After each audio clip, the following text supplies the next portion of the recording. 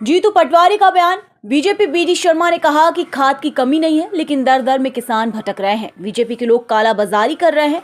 खाद की किल्लत का असर है बुधनी में है। बीडी शर्मा बताए खाद कितना और डीएपी कितना आया। खाद की किल्लत एमपी में। नर्सिंग कॉलेज को लेकर कहा कि 200 ही कॉलेज फूल खिले हैं। भाई हमारे आरोप सही हैं।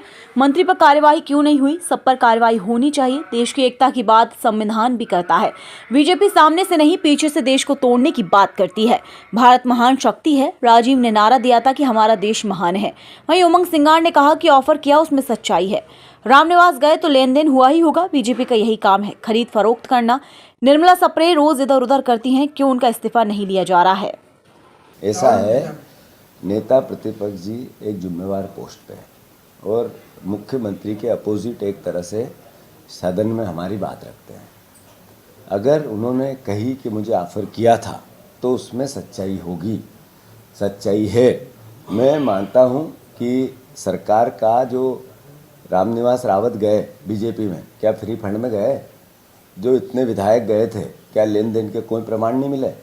और हम तो अपनी जगह, बीजेपी के लोगों ने कई ने कहा कि ये खरीद फरोख्त बंद होना चाहिए।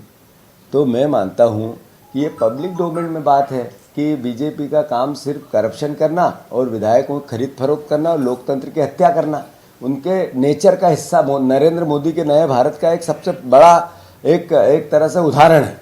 तो जो नेता प्रतिपक्ष जी ने कहा, सोच समझ के कहा, और जो कहा होगा प्रमाण के जब भी पेश करने होंगे बीडी शर्मा को देंगे, किसने कहा किसने नहीं कहा।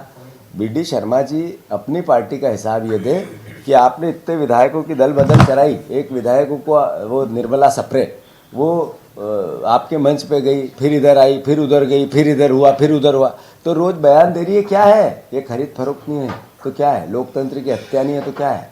अगर आप में इतना ही कलेजा था तो उनका इस्तीफा लिखवाना था, स्वीकार करवाना था। हमने स्वीकार करने के लिए शिकायत की, आपकी पार्टी के हैं विधानसभा अध्यक्ष, उनने क्यों अस्वीकार कर दिया? हमें कोर्ट क्यों जाना पड़ रहा है? ये सब सवाल है, पब्लिक समझे। विधानसभा अध्यक्ष